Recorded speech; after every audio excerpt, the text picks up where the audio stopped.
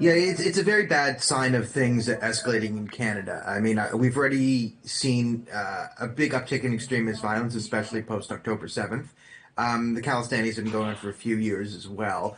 We've seen fire bombings of synagogues, shooting up of Jewish day schools. We've seen, of course, the attack on the Monder by the Calistanis.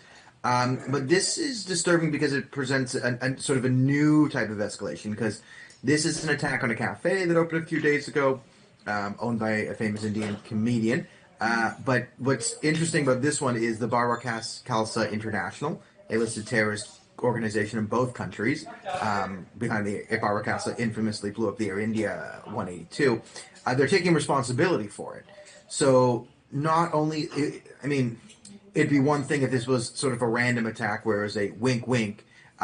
This is like sort of a Khalistani extortion racket type thing, and we have that going on. But this is another step up the ladder where it's an act of violence and intimidation, where they then post the social media themselves, post their crime online. They post their crime online, and then they take responsibility for it. This is usually what you expect in Yemen or Pakistan or Somalia, or other places in the Middle East where a terrorist attack happens, and then a group enthusiastically wants to take credit for it because they're a terror organization, and terror organizations usually are able to sort of live in lawless lands. That's why, again, you see terrorist organizations pop up in Yemen and Somalia, in places that are generally considered lawless and don't really have functioning governments. This is Canada, where we allegedly do have a functioning government. So this is a massive test to Mark Carney's leadership. We saw the country get out of control under Justin Trudeau's tenure. This is Mark Carney's first major test on security. And we will see if Mark Carney's Canada is in any way different than Justin Trudeau's Canada. With British Columbia now waking up to this news, we will see over the next 12 hours or so just how the establishment responds to this terrorist attack. Daniel, in Surrey, we have seen such attacks in the past as well. How do you analyze this recent attack? Yeah, I find this one interesting because it's the claiming credit and the public posting of it. That's what really sets us off from the other one. So yes, Surrey has seen violence. We've seen Palestinian intimidation. This is nothing new, but it's when they go up the ladder that presents a real problem, because it then inspires other extremists. Because again, the Palistanis aren't the only extremist group active in Canada. You have Muslim Brotherhood offshoots. You have Hezbollah supporters. And again, their churches are being attacked by mostly radical Marxists.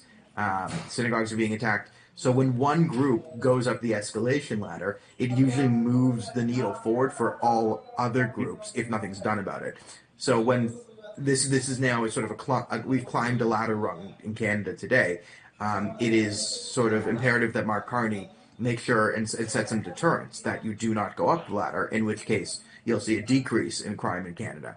But if this is sort of swept away and the RCMP and Surrey police start staring at their feet and kicking rocks, and the provincial government says this is a federal issue, and the federal government says it's a provincial issue, and the provincial government says, well, it's local, and the local says, no, it's federal, and the federal says, no, it's provincial, right? If you get into that cycle where everyone starts deferring responsibility, then you'll see a massive increase in violence. You'll see, because that's what a sort of a terrorist mentality is they always check to see what they can get away with. So if you say, okay, you can get away with shooting up a restaurant in the middle of the night, posting about it, taking responsibility for it, well, now how do you, so now you have people openly claiming responsibility for crimes, posting their own crimes, and then getting away with it. It's going to set, what's the next step? What's the next? Well, are they going to shoot at a restaurant when people are actually inside of it when it's closed?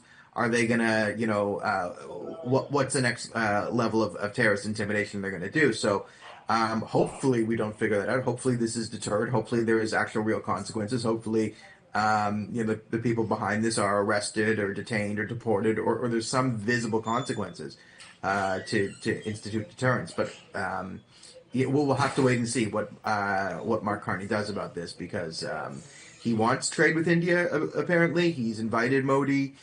He's fixed CSIS in some way. CSIS is now decided that the sky is in fact blue, the grass is green, and Khalistani terrorists threatening to kill everyone are actually threatening to kill everyone.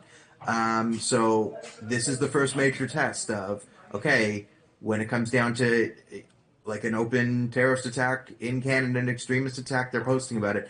What will Mark Carney's police force justice system do about this? And that we'll have to wait and see. Daniel, in a bit to reset the ties, we have seen Prime Minister Modi met Prime Minister Carney as well. Do you believe, what would be your expectation? Do you believe Mark Carney will take action? It will be different from the Trudeau response, according to you, looking at how the things are working out. Yeah, this is it's hard to know because Canada, in defense of Mark Carney or Justin Trudeau and a softer approach, Canada has a bit of a is not like America in the criminal justice way. I mean, we tend to. I mean, the entire world tends to view itself through an American lens, and not just an American lens, the type of America that exists on television. So, American television shows. That's our sort of view of the justice system. But Canada is very much not like that. So, whereas the American system tends to do trials more openly. Public has access to all this stuff. Canada's MO has always been to keep everything hush hush and completely under wraps until the trial is completed, and then release information to the public all about that. Um, so don't expect any like big declarations and press conferences from the Canadian police just claim they got their guy. But I do hope that something is done because again, individuals did claim responsibility for this. So in order to deter this, you're going to need some sort of strong response to the RCMP, and if they don't, arrest everyone, like there's going to have to be arrests made within I think within a few days. You're going to need to see arrests in order for there to be some deterrence. And in Canada, it's a very top-down system, cults of personalities. So it ultimately does fall on Mark Carney because we can pretend that there's a separation between the federal government and the judiciary, but the SNC-Lavalin scandal showed that that's absolutely not the case. This is a country where Mark Carney, if he decides to enforce the law here, the criminal will go to jail, and if he decides to not enforce the law, the criminal will not go to jail. So it ultimately will fall. I mean, Mark Carney, Prime Minister, also Premier DVD of the NDP, hardcore socialists. I don't expect them to do anything, but they both have the power to enforce the law here. Because again, that's kind of how Canada works. We pretend it isn't because it says so on paper, but that's absolutely not the case in reality. So, I would be. It's interesting, and I don't want to be too pessimistic. If Justin Trudeau was still prime minister, I'd say nothing would happen. That would be my bet. But we haven't seen how Mark Carney handles this, and Mark Carney actually has been taking steps to repair the Canada-Indian relation, and this is his first major test. So I would not be surprised if Mark Carney does something here, which is a positive development for Canadian politics.